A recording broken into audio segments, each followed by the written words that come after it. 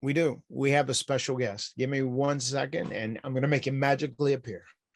So I wasn't expecting this. This is a straight up shocking return. I was at WrestleMania 33 when the Hardys made their shocking return to WWE. Well, there's a shocking debut here on the Extreme Life of Matt Hardy, and that's Jeff Hardy. And I'm staring across the webcam here at both Matt and Jeff as we break down the iconic 1999 No Mercy ladder match. Jeff, I'm so grateful that you're going to help us get into this here, and let's just get right to it.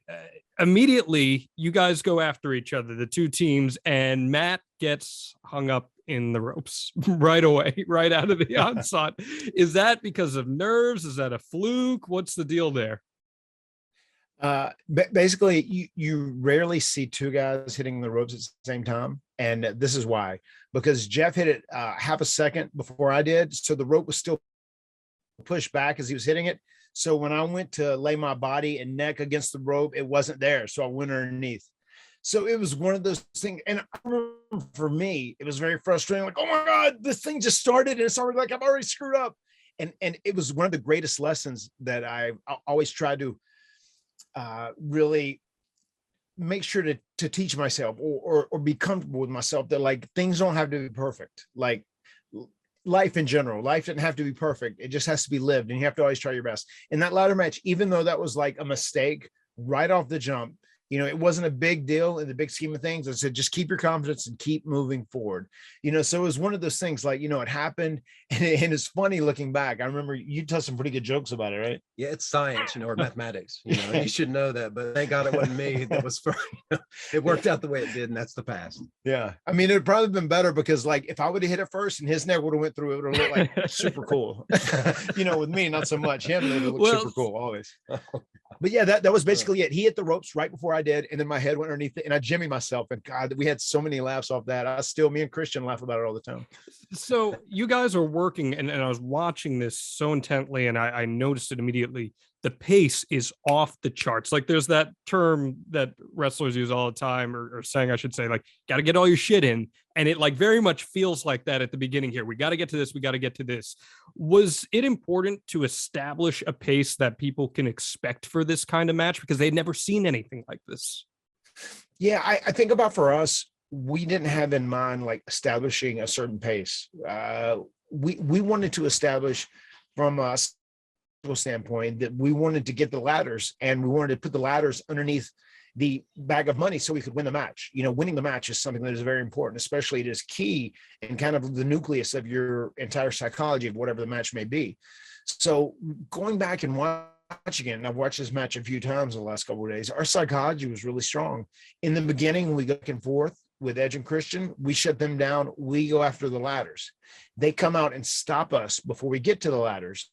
And then they beat us up in the ring. They go to get theirs, and we stop them again before we get the ladders. And then following that, when we shut them down again, we ask Gangrel to get the ladders, which ultimately gets him kicked out. But our psychology in the very beginning was just meant to like, let's establish these guys all want to get the ladder because they want to climb and they want to win. So that was a simple psychology. And it truly was step one of many steps of like making this match work and suspending disbelief. Now, Jeff, it takes until about probably 3 or 4 minutes in for Christian to do a running drop kick up the ladder onto you. And that's like the first real reaction of the match. Why do you think that was the moment where fans were like, oh, and they realized, okay, something different is happening here? And did you set it up that way?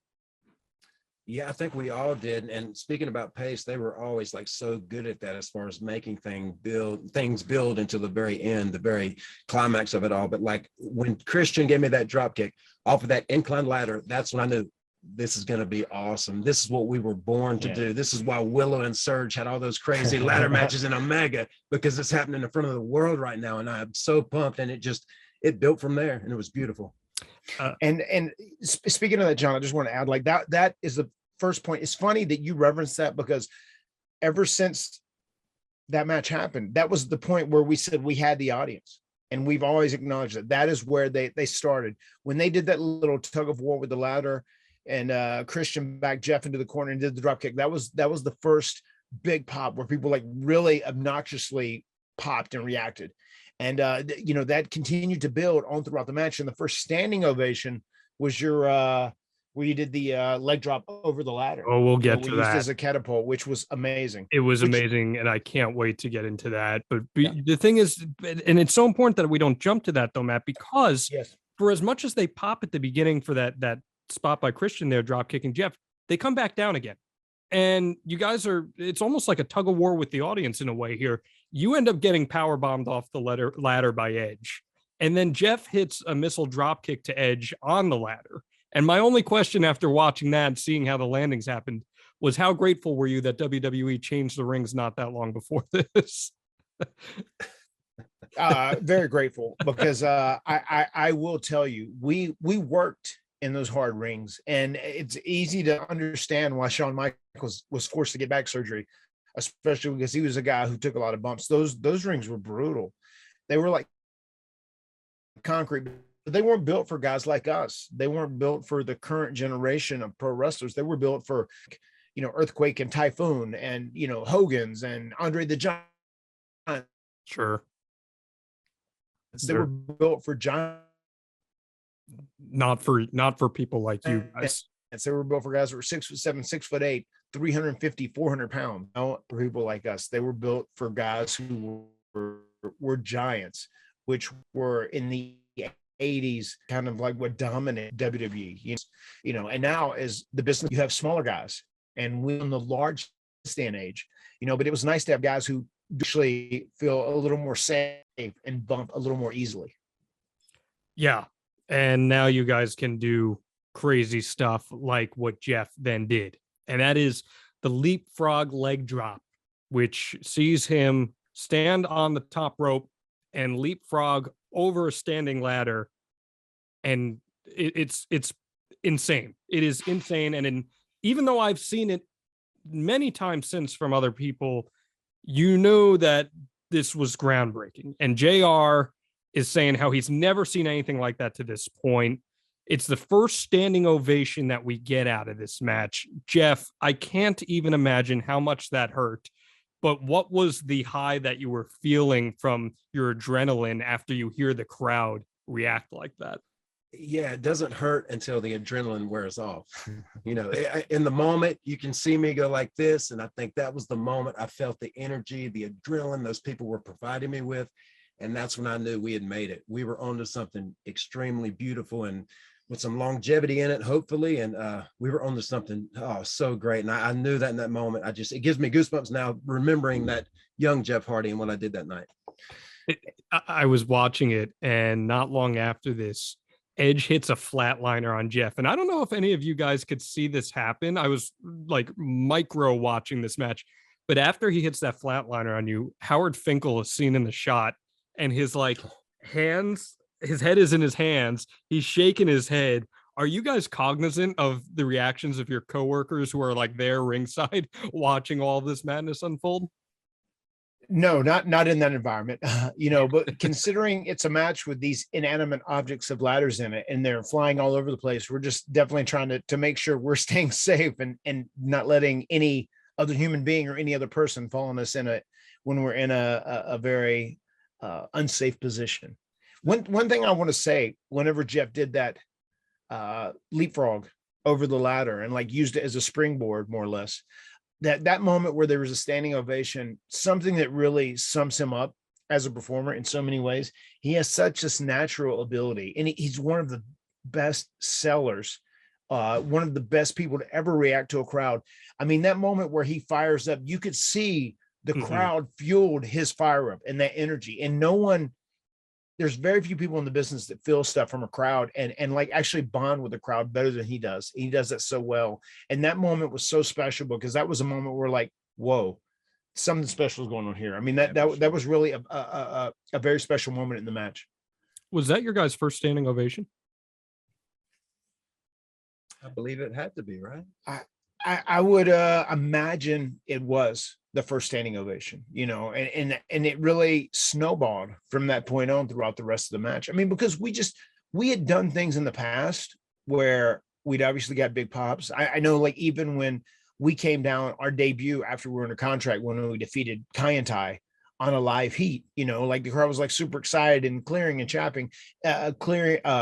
cheering and clapping.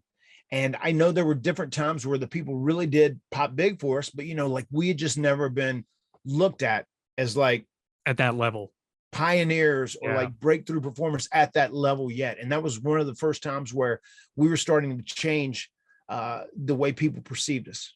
Well, then the standing ovations just keep coming. You hit a neck breaker on Edge, that earns a standing ovation. People have just never seen anything like this before. Christian hip tosses, or rather you, Jeff, hip toss Christian off the ladder. No. I was right the first time. Christian hip toss Jeff. Okay, so you're the one who felt the pain on that. That earns a standing ovation. And then we get the seesaw spot, which I'm so grateful, Matt, that you broke down for us just before, and that we now know is a Michael Hayes quasi invention, even though it didn't have the Acme cartoon barbell come down and hit anybody. So my question is to you, after you take that to the face, how are you guys okay? Like you get your hands up there, but it's just such a micro fraction of an inch where anything can go wrong. I definitely think in that scenario, who felt the most pain was him, just from sitting on that ladder, because that had to hurt. I mean, I know it did, and I know his tailbone, his coccyx was was very sore after that. Myself and Jay, we got our hands up just in time, and it literally hit our hands. I remember it like cut my forearms a little bit. I had like scrapes and small cuts on it, whatever, because that ladder's coming so hard, and like it's metal. And I know some people had thought, or Meltzer maybe put like in the Observer, that some of these ladders they were using as weapons were lighter, because they were throwing them in each other's face. None of the ladders were different. They were all the same weight. They were all heavy. I mean, those ladders are probably 35 pounds. At least, yeah. Yeah, 35, 40 pounds. And anytime we were throwing them, it was a regulation ladder. There was no alteration to make them lighter or safer or whatever. And whenever that seesaw spot happened, it was just like, I remember we hit it and we fell down and like two snipers got us. And that was exactly what we wanted to portray in that environment. And that got another huge standing reaction, which was so great, a standing ovation. And I didn't feel nothing again until the adrenaline wore off later that night. But man, the crowd reacted so, oh my gosh, so superhero-ish or whatever is what I felt like, when that happened. And I look back and they were okay. But then years later, that's for another podcast, you can see how dangerous that spot actually is. Yeah. You know what I'm saying? And that will be another podcast at some point here on the Extreme Life.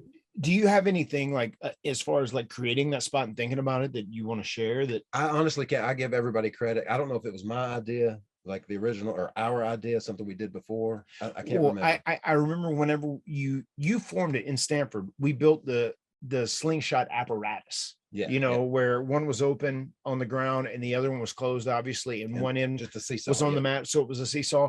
But Michael Hayes initially, remember, he asked you, he said, you think you could stand on one end and then somebody jumps on the other one, you go flying through there and maybe do a swanton or a splash or something? And I want to say might be a springboard into the twist of fate. Yeah, maybe that's what he said. Yeah, maybe a springboard into the twist of fate. But then we're like, man, this isn't a cartoon.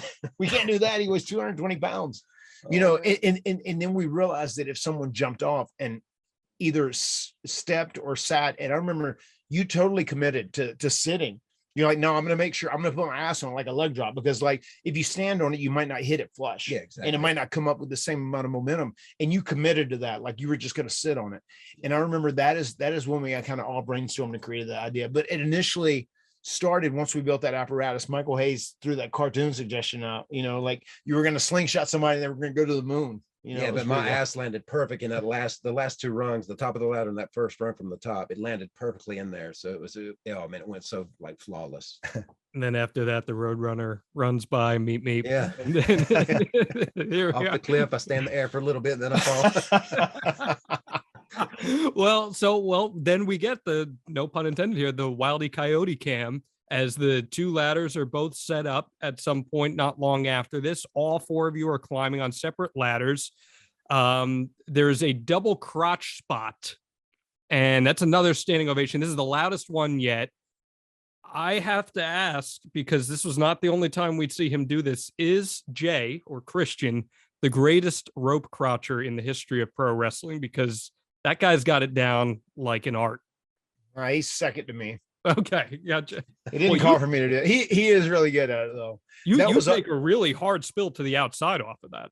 Yeah, I do, which is and this is funny. I got to share this as well. And I may have shared this to my brother on the phone today, but like I had Maxwell, my 6.5-year-old son, and I was talking about this with Adam today, and I'm sure you can see this with your kids as well. When kids watch something, they're so honest.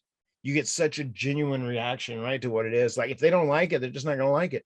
And Maxwell, they enjoy that we wrestle, and they understand that, you know, Dada and Tio, as they call my brother, Dada and Tio were both wrestlers. And, you know, like we've been around for a while. We have toys. They don't understand why other people's dads don't have toys as well. But like Maxwell, I said, hey, will you watch this match with me? I'm watching again tonight. He said, yeah, Dada, I'll watch it. And I said, 17 minutes. He's like, oh, 17 minutes, that's long.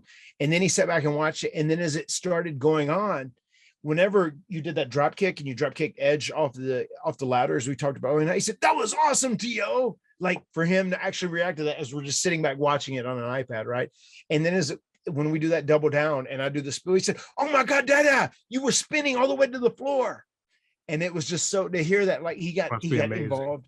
He got emotionally engaged and involved in this match as he was watching. And at the very end, he said, Dada, I'm going to tell you the truth. It was a long match. I thought it was really good. He said, I thought it was probably going to be boring. He said, but that was really cool. I'm glad you and Tio won. You guys were awesome. And that's like the greatest compliment ever, like to get that from him.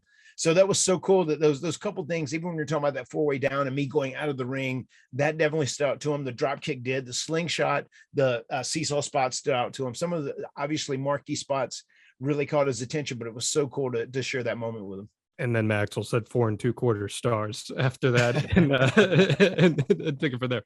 But then it brings us to the finish. And Matt just shared with us that you were kind of the innovator behind this finish here. The separate ladders are up. Matt gets knocked off. He bumps into the other ladder. Jeff somehow, some way is able to leap from one ladder to the other underneath the money. The crowd, and this is the coolest part about this as I'm watching it, the crowd is realizing what's about to happen because they've never seen anything like this before. And they're realizing what's about to happen. And you knock Edge off, you grab it. The ladder is so wobbly that as you grab this bag of money, you take this massive bump on the way down. I mean, it is just as bad as you getting speared off the ladder visually, at least. And I don't want to say how it felt, but the crowd is just going absolutely insane here. A standing ovation for the New Brood winning the tit. And that's where we end things. Jeff, how'd you come up with the finish for that? And how much did that bump suck on the way down? Yeah, actually, again, another time, you know, it didn't hurt until the adrenaline wore off. And I think I was thinking about Mick Foley, actually, from that famous Mick Foley, Mankind versus Undertaker Hell in the Cell, that big choke slam through the top. I've always kind of been obsessed with that bump because it's probably, in my opinion, the most vicious bump that's ever been done in pro wrestling. I think that bumps had a hold on a lot of people in wrestling. You know, it was so impactful. I see what you're saying. I mean, it's always had a hold on me too. I've always thought about it too. And I think the younger me subconsciously might have looked up a little bit and said, okay, it's only about, I don't know, 10 more feet or something. Maybe I can be like Mick one day, you know, maybe that's so let me get a feel for it. But not really. I think I was just pumped up on adrenaline. The crowd was so amazing. The energy they provided us with that night. And I didn't want to just stay there. I wanted to fall, you know, and like fall to the end of the match and the win. So, and it all worked out. Well, it's just crazy how anything can go wrong with these ladders, right? Like the ladders can fall at any moment's notice and ruin everything. It can take this spot could have been killed and all the climax of it is gone if that ladder falls. Yeah. Yeah. For sure. There's so much thinking about that final spot when we were putting it together. We built that structure of like setting up the ladders in a perpendicular fashion in Stanford when me, you, and Jay were going over it before we went to Cleveland. And that's where the idea came. And I know you had the idea if, there was a push of the ladder, you could leapfrog. I think that's the word you used to describe it. So, yeah. I think you used leapfrog. That was the term. He said, if like this ladder gets pushed, I could leapfrog onto the other ladder and then pop the guy and then procure I think you're right. Yeah, I know you're right. Yeah. Procure the deal. And one of the funniest things is we were talking about the bump that I took out of the this is going to be a fun little nugget I'm going to throw in here for all the people that want to hear this podcast for nuggets. Whenever I took that bump out of the ring, as ever I twisted and whenever I hit pretty hard on the floor and like my lower back. I remember my lower back was like it hit hard. Obviously, it didn't hurt as adrenaline was rushing or whatever, and I was okay. But part of my mentality, whenever I sell, and I'm sure you do this as well, whenever I sell, like if something hurts, but it's not damaged or not really hurt, if you feel it for an instant and you realize like, oh, this was hurt, maybe this is what I can sell and I can portray it as. So I hit my lower back real hard and, like almost like a tingle in my legs, but I was fine, whatever. Whenever I come back in to the ladder to climb up, you and Christian start first. I start coming up and you see me grab the ladder and start climbing with my upper body. And my legs, I'm not using them. In my mind, I was thinking like, what if I just couldn't feel my legs? That's how I'm going to sell this. You're right. And I'm going, and I heard that. Okay. It's so such an oversell. That was not an accident. I'm so glad that was an accident because I'm watching this and I just hear Matt Hardy scream. And I'm like, did something just happen? And I'm so glad that was on purpose. And I want to tell you what I'm channeling. I am channeling in my mind, as crazy as this is, right? This is how I translate it. Like I said, if my legs weren't working, let me act like someone who like, just I'm in battle and my legs aren't working. So I have to pull myself up with my upper body. And I'm really trying to pull myself up with my upper body and like yelling. And the yelling was an oversell. I will say that looking back, but that is totally where that came from. But just the fact that I came up later and whenever I pushed and then like bounced off the ropes to hit Jeff to knock that ladder down so he could leapfrog from that one, from the ladder he was on to the one Adam was on, boom. And when he popped in, the reaction was huge. And I swear, I think, because the money bag was tough to get down to, right? You had some trouble getting it. As you watch, it's like not coming out. They said it would be very easy to pull out whenever they did, but it wasn't. Just like really tugging on it and pulling hard. I'm sure in his mind, I know how he is too. He's a masochist in some ways, where he's like up there's like, oh my God, this is taking too long to pull down. He's like, I'm going to take a super big bump and nobody will even think that it was delayed coming out. Totally. I'm sure. I know that's how you think, but that it's crazy how famous that fall became because that fall was utilized in video games from that point out. Yeah, it's amazing. And you guys win the Terry Invitational Tournament. You win the $100,000. You celebrate with some champagne.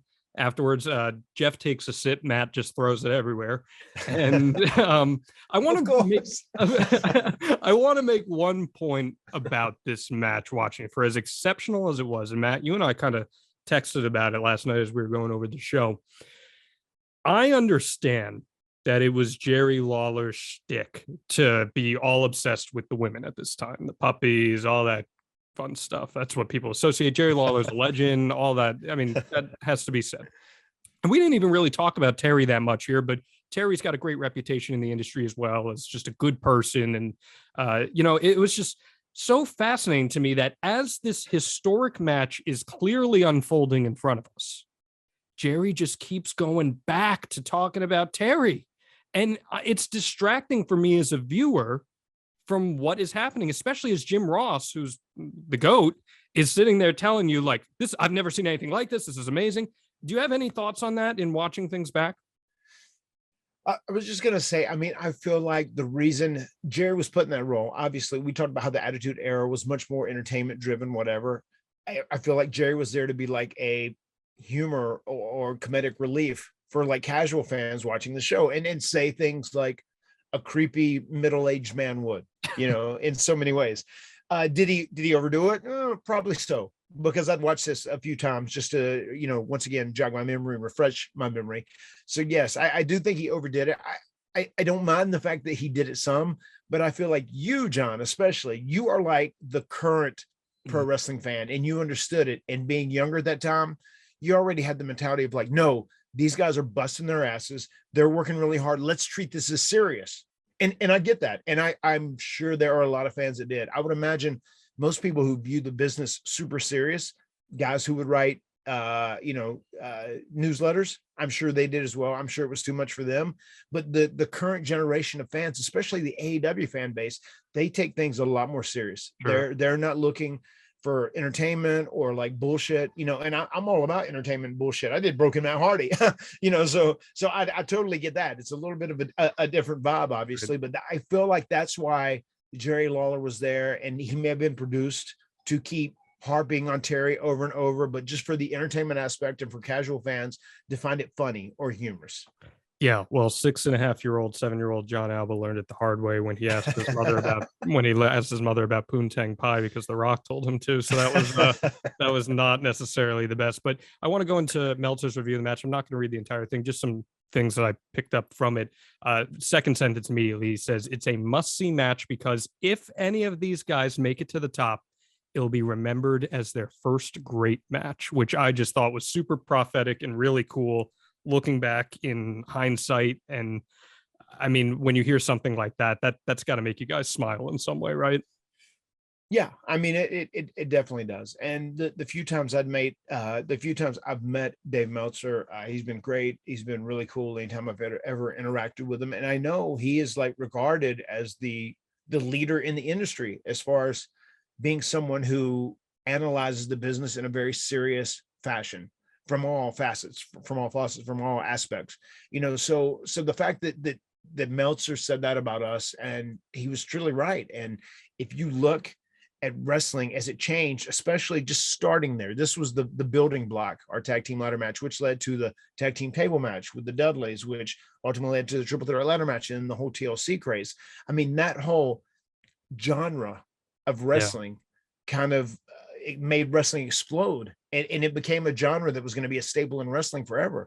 I mean, hell, I was in a ladder match, a few months ago on AEW Dynamite, still jumped off a ladder and did a leg drop through the table or whatever, so it's like something that has majorly been established. You had TNA, which is now Impact, became a big deal, and they were like running shows and competed with WWE. I mean, Full Metal Mayhem, once again, Sure. that all goes back to our matches that we had at that tag team ladder match, because that's where that all started. Because even if you look back, Shawn and Razor, HBK and Razor Ramon had an amazing match, and they inspired generations of guys. But that match, if it was a standalone, would never have triggered the business to turn into what it did if it wasn't for the Hardys and Edge and Christian's match, because that was that is the true point that triggered the whole movement of like ladder matches, hardcore wrestling matches, with tables, ladders, and chairs, whatever, a different variety. And especially once the secret was out of the bag and kayfabe was out and in the open, I feel like we needed different revenues to entertain people, in this industry. And that became an amazing revenue where you can build a rivalry to this big match. And if you have two guys who are athletic enough to do it, and they can do some cool stuff, they can have a ladder match, or they can have a TLC match, and they can have a great blow off, and it really raises the stakes. And it's super fun to watch, because now more than ever, they truly are living, breathing superheroes, taking these chances that most human beings couldn't possibly do. Yeah, well, you said there's never been a ladder that you're afraid of. That was our fact here. And there's just one more line I want to read from this, and especially since Jeff is here. And he says, Jeff, in parentheses, who, if his body holds up, will someday be a Shawn Michaels caliber performer, leapfrogged over the standing ladder about 7.5 feet with the highest leg drop this side of Bull Nakano off the cage into Christian. I just thought that was such a cool little line there. And Jeff, in hindsight, did you ever get that kind of vibe that people viewed you in that way, as someone who could be a Shawn Michaels caliber performer down the line?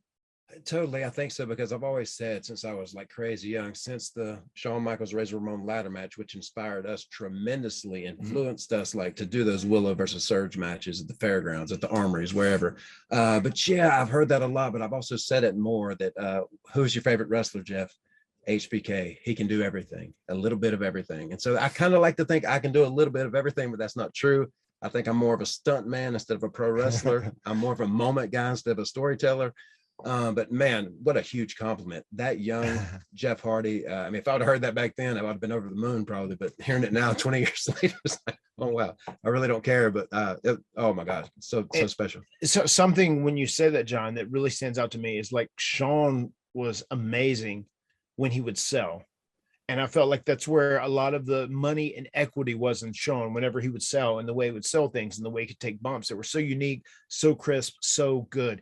Jeff had that same vibe, whenever he would sell, the way he would bump, they were so unique and so crisp and so special. I mean, and I know he would say that a lot, that he shines when he sells, and he really gets it. There's some guys you have just as baby faces who you really want to try and have the heel beat them up throughout the match. So you really wait to see that babyface do their stuff at the end of the match to get their shit in or whatever. And Jeff's one of those guys as well. He is so entertaining and compelling, whatever he sells, one of the best sellers ever, and very much in line with like an HBK. Well, and I say Yeah. this all the time, pro wrestling is at its best when you feel with the performer. And I always, pardon me getting emotional talking about this, I always felt like I felt with both of you, but especially Jeff. Yeah, and especially that first spot that really kicked the ladder match off, this first ever tag team ladder match, when Christian drop kicked me off that incline ladder. And I've hurt my neck more than any other wrestlers hurt my neck, just from the whiplash reaction to a move. It makes it look so good. So just that such a quick whiplash makes it look so good. And then one quick thing I wanted to say before I forget it. During that match too, there was one really incredible moment to when one of the spreaders got bent. Yeah.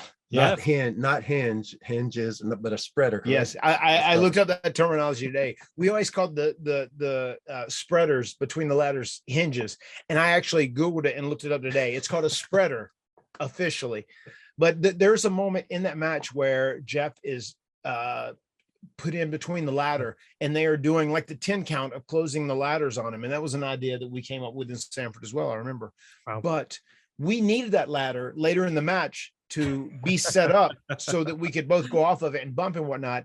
And while he was laying in this ladder, he was fixing the spreader. I'll let you tell that story. Yeah, I want to say Jay said it's broke. We can't use it. We need another one. No, I'll fix it.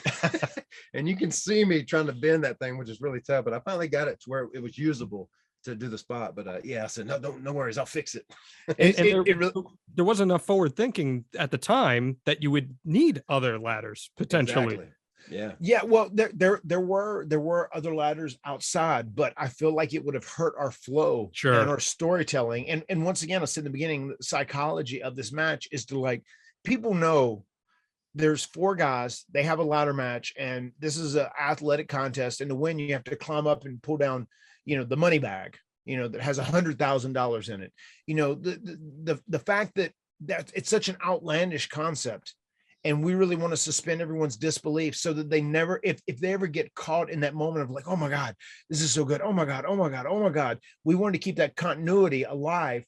And we feel like if like something happened, then all of a sudden somebody has to go out and bring in another ladder and it's not used or whatever, it could like damage the continuity and the suspension of disbelief. So Jay said, oh my God, it's broken, because you could see like the spreader was like way out and bent and the ladder wasn't going to stop. And I remember Jeff, I could hear him too. I could hear your audio. You said, I'll fix it. You could hear that aggressive. And you can see him bending. They actually, in one, I think it was the TLC. They highlighted it. Yeah, I think it was the TLC DVD VHS they put out. Yes. Remember when there were VHS tapes? Yes. You might not have ever known. No, I do. I'm still a child of the early 90s. I had VHSs. And they highlight, you can see Jeff in the back, and it's so crazy.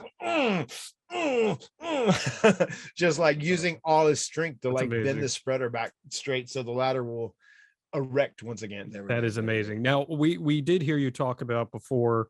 You said Austin gave you guys your first beer. McFoley thought you guys killed it. What was your first reaction, the 4 of you coming through the curtain? Because you guys had to book it to Terry. You had to do the champagne celebration, all that. And then once they come through the curtain and you guys have a moment together in that hallway, what is the reaction amongst yourselves?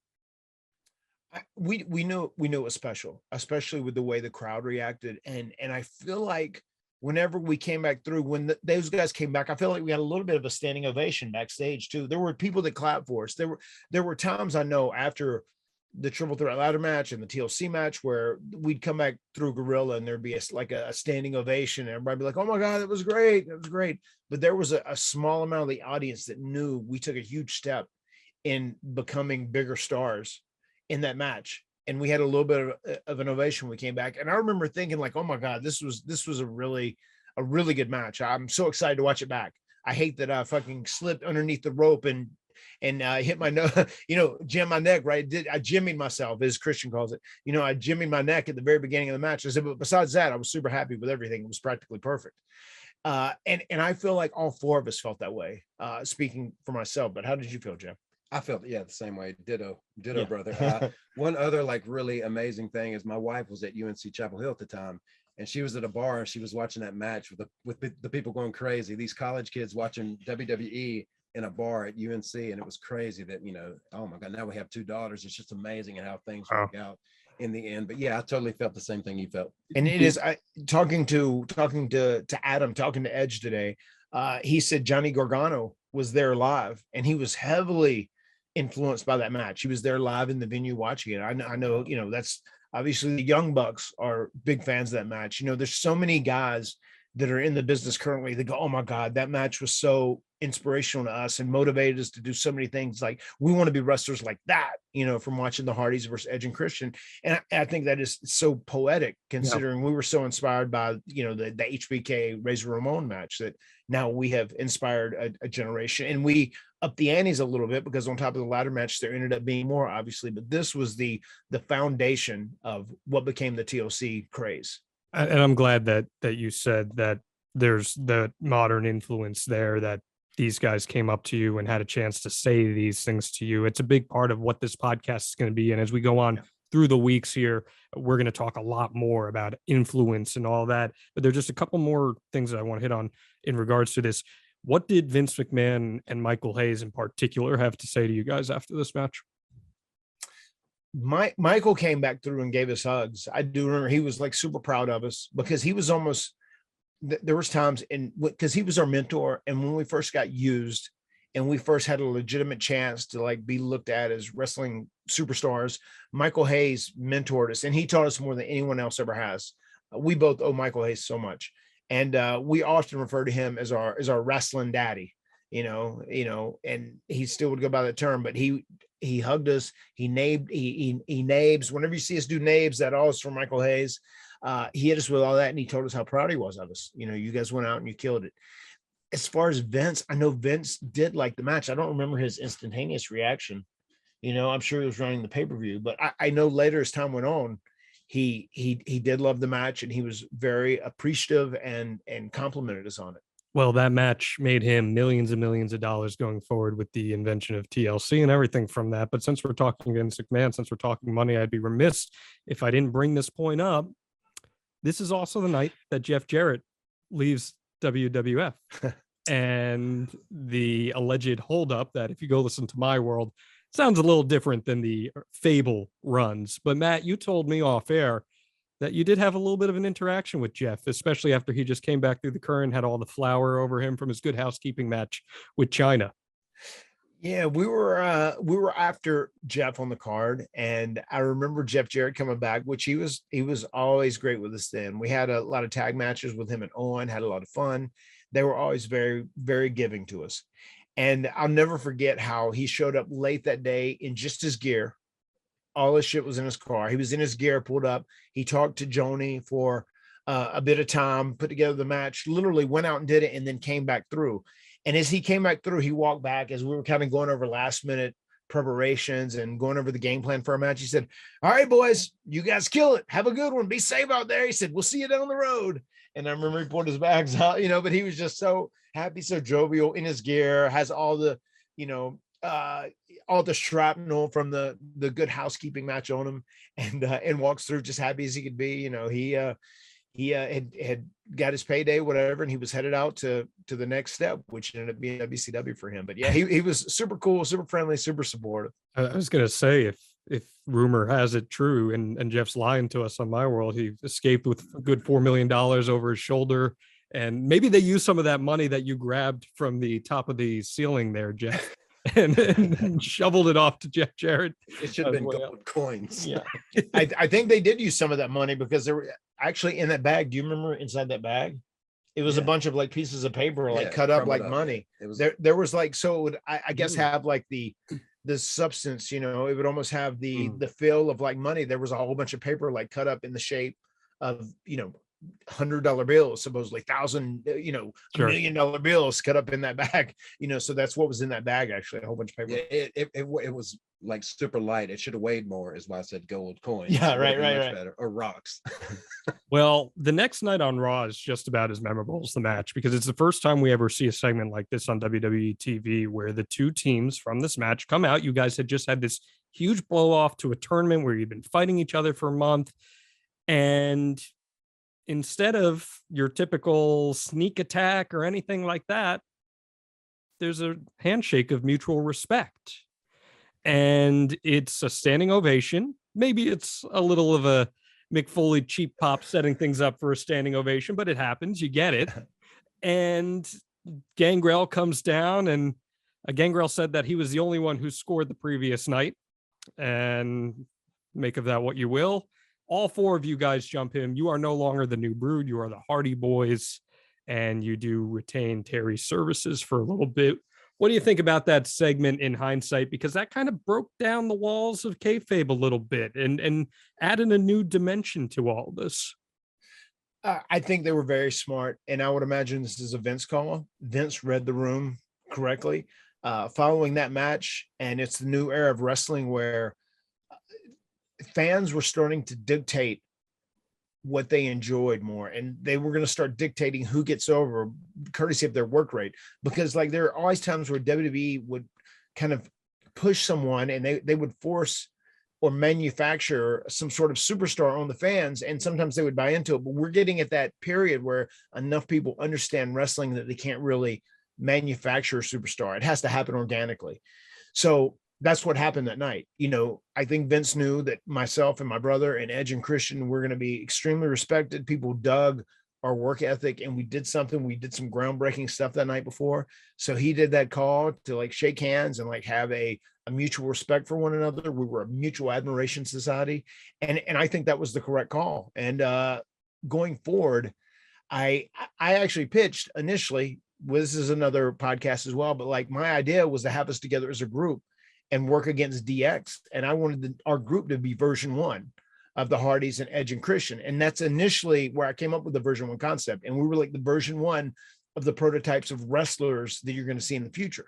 These guys, after what we did in that match, that didn't end up happening. What ended up happening, obviously, as you know, Edge and Christian would turn heel and we would continue our feud and go on to TLCs and whatnot. But I think as far as that night goes, as far as having that mutual respect, I think that was the right call. And there's a look on my face, if you watch that segment back, where you see my eyes come up and they're like open and wide. And it really was, I was overwhelmed that the crowd gave us that big of a standing ovation the night after, 24 hours after our match. It was, I was emotional. And that look you see wasn't me working or manufacturing. It was like, really, like, oh my God, I can't believe this. Like, I can't believe these people are really applauding us to this level and so appreciative of our hard work and us busting our ass for them the night before. Jeff, you're 21 years old at the time. I can't even imagine how overwhelming this must have been for you. Not just this segment, but this entire 48-hour, if you include Stamford, 72-hour experience that you guys all had together. Yeah. Every time I hear the word, I think I was writing a song a while back and I used the word ovation, or almost used the word ovation. But then anytime I hear the word ovation, I think of that moment. And I think I was wearing a red fishnet shirt with my trouser socks, white and black cut up. And we're hearing this reaction from what we did the night before. And the pain temporarily went away from the night before, from their energy. And I'm like, man, I look cool. We are so cool right now. This is all going to work out. It's going to be great. It's just, I can't thank the WWE universe enough, the pro wrestling universe enough, just for the support over the years, for what we have done and been able to do because of them. Pretty much, they've supported us all along, man. And oh my God, I'm so grateful. And it's crazy looking back at everything at that moment. Like both of us, we were two kids, as some of you can tell from the connection on this podcast, from the middle of nowhere, North Carolina, in Cameron. And we had no connections in the industry. We had no idea how to get started in this, how to do anything. And things worked out where we got to WWE just as enhancement talent. And even as enhancement talent, we were still confident if we busted our ass and we worked hard enough, we would catch someone's eye and get an opportunity. And for years, people told us that's not going to happen. You know, you're just going to be known as job guys for the rest of your career. But we believed otherwise. And I've always said this, one of my mottos in life is like, you know, if you stay positive, you stay optimistic, you'll find in optimism there is magic. And I really believe there is. There's a lot of believe to achieve. And we've been so lucky to do that. And on top of that, we've been doing this for almost 30 years. And it really wouldn't be if it wasn't for like the fans out there, the people who have reacted and given us love. So we're both huge wrestling fans at heart. And I feel like we have a very special relationship with our wrestling fans. And that's also one of the reasons we have been as successful and we've been so supportive over the years from all the wrestling fans. in the future of this podcast, we're going to spend a lot more time talking about the impact on wrestling today, on what these matches have. But you have hit on a lot of that throughout this episode. That's why I don't want to harper on it too much, especially since we got Jeff here. But there is one thing that I do want to ask both of you in connection to wrestling today. This match set the table for every single hardcore match that we would see in WWE for years to come. And since it was in WWE, that has a trickle down effect on happening in every other promotion. And that's not to say deathmatch wrestling or hardcore wrestling didn't exist anywhere before. Of course it did. But on this stage, it's a game changer. Is it wrong to romanticize this car crash style of wrestling when you look at the real life ramifications that it had on both of your bodies and other people? I've gotten to know Devon over the years, and I know how much of an effect it had on his body. And we saw with Edge with his surgery, and Christian with the concussions. Is it wrong to romanticize it? Or was it necessary for this story of pro wrestling that we have all invested in over the last 30 years? I mean, I feel like my honest opinion is obviously it is a risky genre of pro wrestling, and you're taking a lot of chances. And at the end of the day, it's really easy to forget that pro wrestlers are human beings, but we're human beings. We're made of flesh and bone and blood like everybody else is. But I feel like from an entertainment aspect, these matches are heavily entertaining. They are heavily fun to watch. And you can understand why people who perform these type matches, have these cult followings, and people really enjoy it. As far as you say, romanticizing it, is the risk worth the rewards or the consequences, so to say? I mean, in my opinion, as I've gotten older, I would say you just have to be responsible all the way throughout. I don't mind this genre of wrestling, but I think you have to know what you're in for. I think it's very hard if you don't have good self-control and self-discipline. These matches are going to hurt. There's going to be injuries. You have to take smart, calculated risk. I don't have a problem with romanticizing these matches and these concepts, but I think if you're a performer in there, you need to understand what you're getting into. And that's also one of the tools I think I could offer guys going forward in the future, about understanding what you're getting into, and like also the traps and devices that could come out of it if you're not careful. So I think if you're in these matches, you have to be smart, and you have to be responsible, and you have to take very calculated risk. That would be my answer to that question. You have anything to add to it? Yeah, well, I'm not sure where I'm going with this, but I've always said TLC matches are the X Games of pro wrestling. And I don't know if y'all know this, but Josh Sheenan just pulled off a quadruple flip on a dirt bike. He did 3 flips after Travis Pastrana set the record with 2 flips, but it blew me away. I can't believe it. I've watched it a million times, but that makes me go, wait, I can do that swanton off of an actual 20-foot ladder and survive it. It might hurt for a while, but that's just the way I think. But I romanticize it all the time. I'm still in love with it. I think I know I love those matches more than I love a regular wrestling match, because it feels like the X Games of pro wrestling to me, and I love that. Me too. I'll confess that as well. I would rather be in like a gimmick match where there are other tools to play with than like a regular match. And you can't always do that. I understand that, because you have to build stories. There has to be a psychology behind it. But like at the end of the day, like I enjoy these matches more. And especially as I get older and our bodies tighten up and they're full of scar tissue and whatever. If I'm doing this as an active performer, I love being in matches that I feel like I will excel in better. And I do excel in those matches better. And I have to kind of say this too. The last ladder match I was in, I wasn't going to do anything completely crazy, but man, has a ladder ever been attached to somebody's earlobe? Now it has.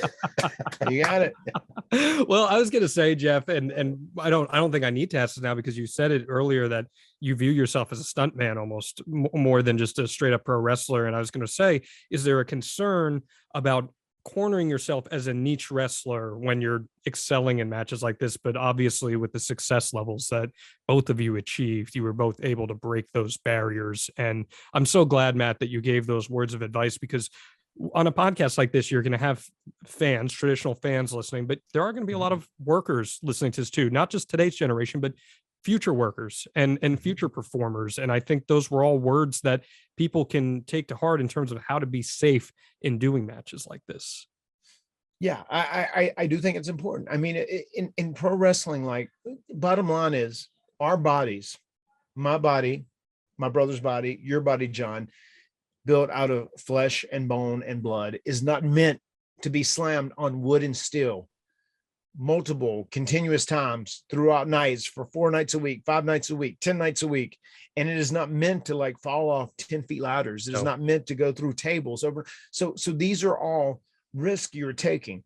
You can do some of these things and be somewhat safe, especially if they're calculated risk. But at the end of the day, you have to remember, if you're doing things that are dangerous, it's a slippery slope when you talk about addressing that. If you do get injured or if you do get hurt, and you really have to take care of yourself. And that's one thing I can say from wrestling, as far as physically, as far as being fit and being healthy. Now, after going through ups and downs, I will always take care of myself, because I want to be able to play with my kids forever, and I want to be as active as possible. And I do. When you look at people that are healthy at 47 years old, it's going to be harder to find someone that is more healthy than I am. With that being said, but like, to anyone out there who is wanting to do these styles of match or take these type of chances, just know that please take care of yourself. Put your health first. Make that a priority. And if you are going to do things like this, just be smart about it. Make calculated risks, because even if you do calculate risks, they're not always going to turn out right. Speaking from experience, I can say that as well. There's been things I've done that have went wrong, and I've got hurt and injured, and it is going to happen. That is part of this game. That's part of being a pro wrestler. But I do advise everyone to try and be as smart as you can possibly be. Just don't go out there and take unnecessary dumb risk.